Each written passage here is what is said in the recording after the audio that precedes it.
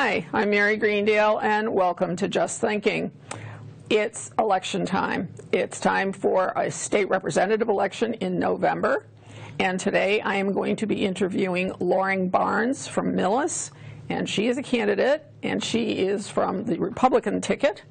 Hi, Loring. How are you? Thank you so much for having me, Mary. It's my pleasure. It's my pleasure. So I've shared the questions with you in advance. I've shared the same questions with James Arena DeRosa, who is the Democratic candidate. And we're just going to go through these things, and then it'll be up on the air to have everyone kind of get a feeling of who you are and so forth. So let's start with that question. Who are you? Why are you running for this? What made you decide to run for this office? Well, I've lived down the street, actually, for 35 years, so actually no stranger to Holliston. And people have probably seen me maybe more recently on the rail trail with my dog Henry with a bright orange bandana.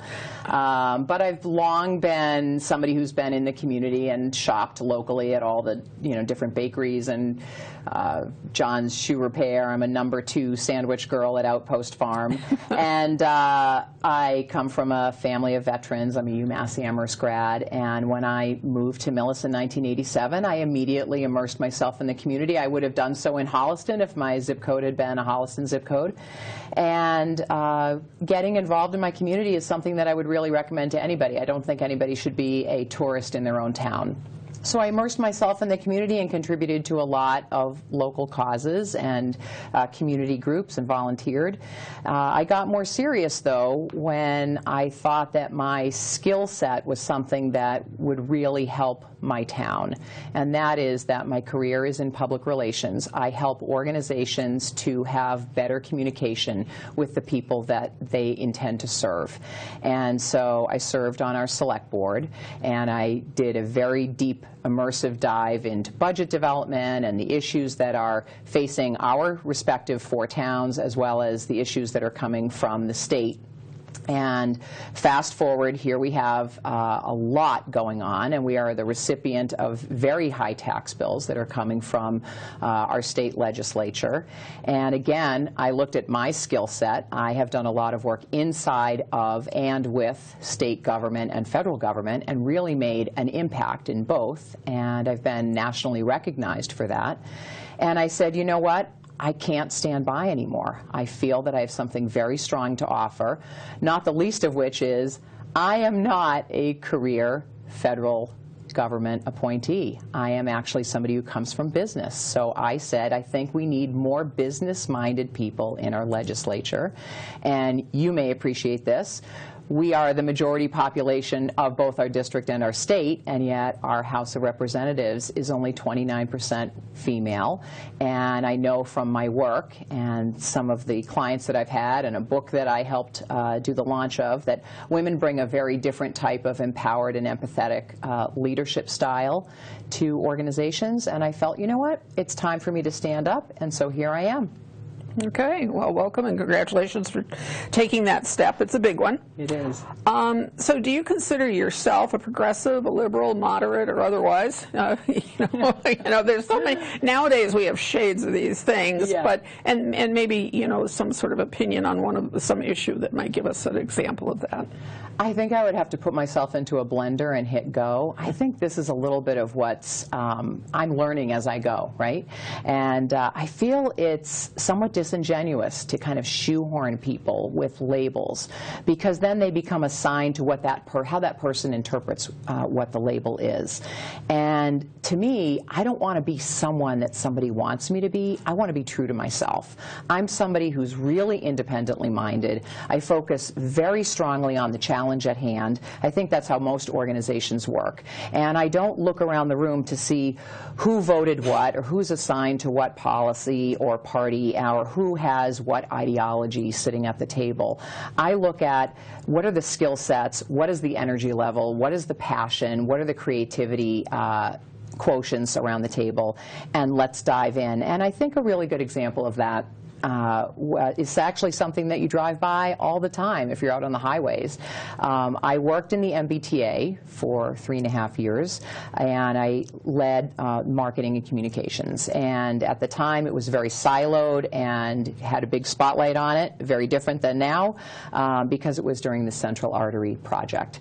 And I was told, nobody volunteers for anything. Nobody, we do not do business outside of our agency. We do not work well with other agencies. We do not work well with private sector entities. And I guess I was just a little too determined for them, and I came in and said, you know what, let's try some new things. So without the encumbrances of labels, I came in, and it was clear that one of our mandates, because of the Central Artery, was to get cars off the road and to address pollution. So the #1 partner we needed was the partner with which they were the most competitive, which was, at the time, the Highway Department. So I got a meeting together, and we emerged from the meeting with the Highway Department as a partner in an initiative which was to put highway signs up that say T, the alternate route. And those are signs that are still up now decades later. They proved to be very effective. They were shared with highway and transit systems across the country, and they had the desired effect. And I think if people came to that meeting, Mary, and said, what is her ideology, I think their approach to that project might have been different. So I don't think people will really get a sense of me if they think I'm one thing or another, because I think we're all combinations, as you said, of all of the above. Okay. In the interest of time, I'm going to have to move along a little quickly here. Please tell me who your favorite political figure has been, whether recent or in the history. I have to say Condoleezza Rice really impresses me. She has blown the doors off of almost anything that she has done. She is famous for having worked with 4 presidents. She ascended in international diplomacy into some really hot issues. She broke barriers for both women and women of color. She is the youngest provost at Stanford University. She's played piano at Carnegie Hall. She has authored no less than 10 books. I mean, I feel like everything she does at an extraordinarily high level. So I always wait for what's next. And the thing that I like about her so much is not only has her imprint been profound, but she lets her work speak for herself. I never see her out saying, I'm great, look at all these things I've done. So that's the person I would pick. I think she's a good choice. So what is it that you offer to the district that is unique to you and you feel will benefit the residents of the 8th Middlesex? I definitely come from the business perspective in 2 respects. One is I'm very fiscally disciplined. When you come from a business landscape, that's really where you start your problem solving. You look at the problem and then you say, what are the resources that I have under my control, and what are the resources I can acquire through other partners? So that's something that I don't see us having enough of. I think some of the rollouts of legislation have failed to recognize that we have experts right in our district and beyond that come from the private sector who probably could come to the table and bring both of those assets to us. And so that's a whole mindset that I would definitely want to bring to the table, as well as a sensitivity to the strength of our small business economy, which is 99.5% of the Massachusetts economy as a whole, and certainly a staple of Holliston's. Mm-hmm. So being a state rep is complex. You're involved with local government. You have individual constituents who call you every day. You've got to know about the state laws. And then national policy works its way in. So what's the job, in your view? What's your job? What's really pushing it? What's #1? I think #1 is definitely to be responsive to people, and that's where the communications background of my training and my personal DNA really comes into play. I love people, so I'm really happy for people to get in touch with me. I mean, that's been the fun of this whole campaign process to this point, is just meeting so many fascinating, interesting people that the campaign journey really has allowed me to do that I honestly probably never would have. But the other thing that I definitely have professional training in is in crisis management and response. And I don't think you can underestimate that. You definitely know when it's broken and it doesn't work. You don't know when you don't have it when you're not using it. And so one of the first things I would want to do for our 4 towns is evaluate what our respective crisis response mechanisms are and make sure that they are planned to function as they need to, because when people need emergency information, that's not the time to make it up. Okay. And as one of 240 legislators, What do you hope to accomplish? I think bridge building is really important. I'm looking to bring new energy. I'm a very likable person. People find out that I've got a ton of energy and great ideas and new ideas. And I have a very strong network, so I look forward to creating a lot of introductions and I understand that I have an agenda for our district, which is to serve our district, but I also understand that when you're partnering with people, you're helping them as well. So I really look forward to bringing something very new, very dynamic, and very different to what government is into the government domain. So what are the top 2 issues that affect this district and might come before you in the House? What do you think those are? Well, I think no question the big number 1 is water, the supply, the quality, and the cost. All 4 of our towns are grappling with this in different ways, but the one thing that is consistent is very, very expensive ways. And then the other thing, again, that we are all grappling with is the newly imposed multifamily districting legislation that is a one-size-doesn't-fit-all proposition. So I think those 2 initiatives that are going to play out going into the next legislative calendar are going to require the attention of whomever is elected into the seat. I certainly feel that I have some advantage having a really strong transportation background, which is one of the driving forces of this, and also I brought economic development to Millis and the grants and the attention of the state that followed, and this is also intended to be an economic development driver and a housing solution, specifically the multifamily process. So I think one of the things that our towns want our state legislature to know is that offering us zero-interest loans is still borrowing and spending. And what we really need is the word to get back to our state legislature that we need grants. Okay. What was your opinion of Charlie Baker's governorship, and on the whole, did you agree with him or not? First of all, he's still ranked the most popular governor in the country. I actually looked this up, so he still is, even where he is with his career plans. He was elected twice by our district, and I would say anybody that spends his time in crisis mode doing everything he can to save lives with the information at hand, which was changing dynamically and daily, if not hourly, I am hard-pressed to Monday morning quarterback him. And we have $3 billion now that we're going to redistribute back to the taxpayers. Okay. Were you comfortable with what he chose to do with COVID? Is that sort of an answer to that? I would never second guess him. Yeah. I would not envy him either. Yeah. I mean, I was in the chair seat in our select board, and it was really important to get our businesses back up and running and zone them for outdoor dining, for example, which is something we normally would not have done, and we had to look seriously at safety protocols and how would this all work, and would it be equitable to those restaurants that maybe weren't situated well for it. And I looked at what he was doing across so many different industries to try and be fair and to try and be responsive. My hat's off to him. I'm sure he didn't sleep for probably a full year. Yeah, very likely. Okay, so just because national politics hangs over all of the elections nowadays and everything we do you think the 2020 election was legitimate?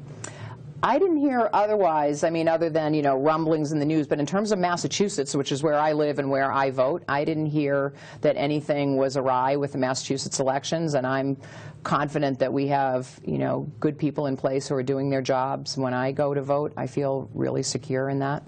Do you feel secure at a national level that all of the states are doing that and that everybody can be? I certainly hope so, but I certainly know who my president is and has been for, you know, 2 years, and I don't have any qualms with that. I assume that the people who are in the positions of running the elections are doing, you know, everything that they can to make sure that they have a lot of integrity. Okay. Do you think that, you've already said that you think Massachusetts is doing an okay job in terms of running fair elections? Okay. So just a bunch of different throw them at you kind of thing. Sure. Should COVID vaccines be mandated? You know, I did think about this. I am actually boosted. I have elderly parents. And so I would say that there probably are situations where public health in particular should have some policies in place that will keep both workers safe as well as people who are vulnerable safe.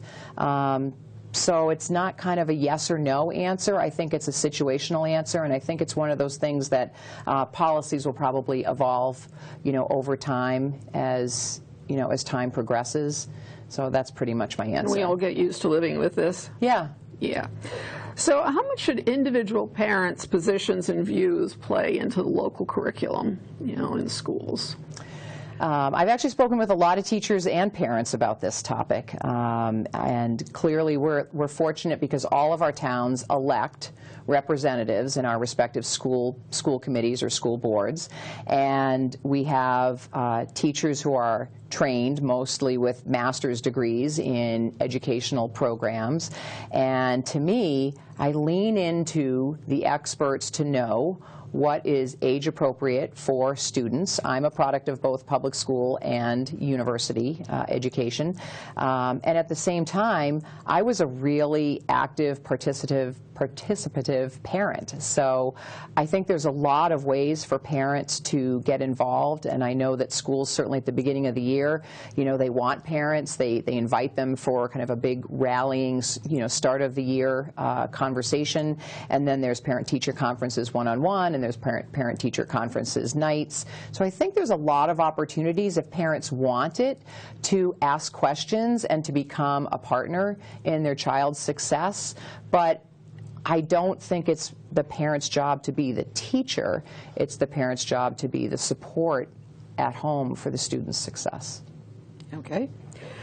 I'm going to skip over the extra money in the coffers because we already know it's coming back to us. Okay. Abortion. Yeah. Do women have the right to choose? I think they do. Okay. Don't see that there's a long explanation. They either do or they don't.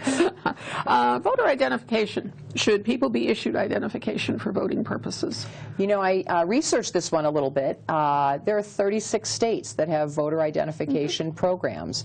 So we had a lot of national unrest about the last election, and I guess I would say if a voter identification program helps to build further trust and reinforce the integrity of a future election, to me, I think it would make sense to explore it.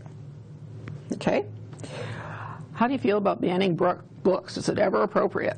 This is why we have experts. I mean, I would be heartsick to think about the books that I might have missed out on if, some of the books that I've heard have been banned, particularly in other states, would be banned today. I mean, I want students to get out and be curious. I'm somebody in the communications world. You don't write well if you don't read. Yeah. So I want students to really love reading, and some of the classics would probably hit somebody's line of no. So to me, both as a parent but also as a professional in that sector, I really would lean into the experience of educators who know what's age appropriate and to encourage reading and discussion about what they're reading. There was something just today, either on NPR, it was one of the Boston Public radio stations, about like 1,680 different books have been banned. And they started ringing through the titles, and it was like, oh my gosh, I can't even remember what was controversial about it. And at least in some of them, it was just because they were people of color who had written the book. Well, I have a terrible memory for who wrote what. Right. I might remember Jane Austen, but that's about it, Right. But seriously, just because of who wrote it, it's like, wow, I would really be hard-pressed to identify what those books were by that. Right. So, okay, so this is one you may know something about, mass pike tolls. Yes. Keep them or not? Well, I actually worked in the Weld administration, so I was at the forebear of the governor who said, let's retool how this is happening, and he saved a lot of money by doing that.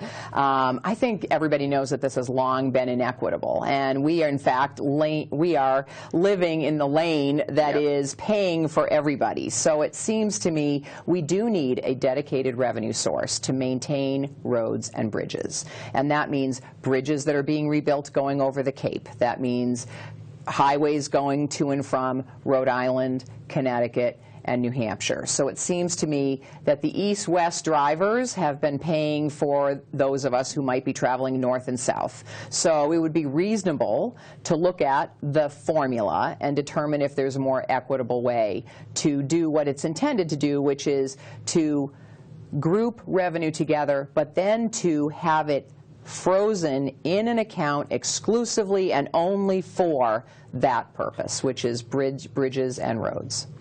And therein lies the problem. Tying the hands of future legislatures that really don't want to have their hands tied. But at any rate, so one of the questions that was floating about as a possible question on the ballot this year was about Uber drivers and Lyft drivers and whether they are independent contractors or are they really employees. What do you think? Well, there was also $14 million setting a record against this ballot question before the Supreme Court pulled it for ambiguity and confusion. I actually think that this is an issue for the Department of Labor, and I'll tell you why. Because beyond the assignment of benefits to workers, and the freedom to have autonomy of scheduling if you view this as an independent contractor. And depending on where you sit, you can do one or the other. There's a really serious issue of liability. And that, I believe, is the underpinning of this entire thing. If there is, horribly, an incident that affects and involves a passenger or a driver, where is the liability assigned? Where does the buck stop? And I don't think that's a decision for lay people residents. To me, there are people who are in the legal profession who are equipped to cite case law. So if I was to be part of the state legislature, it is my nature, it is my practice of 30 years of business, to bring in the experts to say, please advise us on this. And then let's see what happens with, public input beyond that. Because I'm a big believer in public input, too. But I've heard both sides of this story, and I just think at the end of the day, there's some information that is missing, and I don't think that just the lay public weighing in, it's almost like a popularity contest between the two. I'd like to have more information. My other question was, how does this line up with the IRS? Because the IRS has its own definition of what divides a contractor from an employee, and those 21 questions that you've got to come up with an answer for, where do those fit into this? Because they don't match with what's being asked. So, yeah, it's a very convoluted thing. I'm not a big proponent of ballot questions. I should, make that clear, because... Well, they helped you out then. It's just, I can't think of very many cases in which you can make a really thoughtful decision about something that's on a ballot without more information. I need more information. Right. You know what else? As I hope that I think we all get frustrated by ballot questions where no means yes and yes means no, and that's not fair. Yeah, why are you wording them that way? It should be much more straightforward. Yeah, I know. Anyway, so should all taxpayers pay the same percentage of their incomes toward taxes? 20%, 10%, whatever it is. What do you think? I'd like to have this problem where I have so much money. I'm thinking about this. I actually think this is, we had this conversation back in the Ross Perot days. Yeah, we did. And I think whatever makes the IRS simpler for all of us and less costly for people who have to engage, accountants for their taxes would make a lot of sense. It seems to me if you earn more money because you're successful, however that is happening, you're going to pay more taxes. So I feel like it's already happening. And I would be hard-pressed to be punitive to somebody who's successful, because I think that our society is such, and I feel it around here, when we do well, we tend to give back. I think that whether we are investing by building a company because we have done well, and therefore we're now an employer, and therefore we've created community wealth, and we have created an investment in workers, or however that happens, or we are giving. I mean, any number of us are involved. I know you are. I know I am. I'm involved in a number of philanthropic and charitable causes, and we tend to know who are the people who probably are the leads who could support that.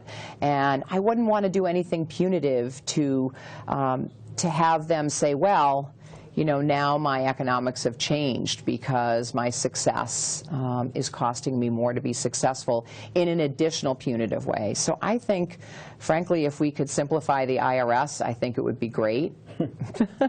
Well, good. We should all run for that. Yeah. Should people earn enough money working a 40-hour work week to support themselves? And is the state obligated to help if the cost of living demands more than that? Well, I think we have a very benevolent state in the compassionate Commonwealth of Massachusetts, and we have a lot of supplemental support safety net organizations, WIC and SNAP, and I happened to have a conversation just last week with the president of Mass Housing and Shelter that has a brand new housing program that was just announced actually over the weekend in Worcester. I've actually done some work and as a subject expert for workforce retraining to help people. I mean, that's just a giving back. It's not something for which I was paid or anything like that, to help people. And I've also worked with a non-governmental organization that has also been, it's in this area called social determinants of health, which is kind of a fancy way of saying it's how to connect people with community-based resources that will help them to do better by their families and to take some of the stresses off. And certainly a stress is your ability to make money to have a reasonable living. So I think that what's great is that there are a lot of resources, and what we can do better perhaps is to make sure that the communication about those is really clear, and that the pathways to access them is really simple. And one silver lining, if you can call it that, kind of coming out of the pandemic, is that there are a lot more jobs. There's a big labor displacement, and there's a labor shortage in some areas as a result. So there's a big economic adjustment that's happening, and I think for those people who are being connected to those, again, that's the challenge, right, is connecting people.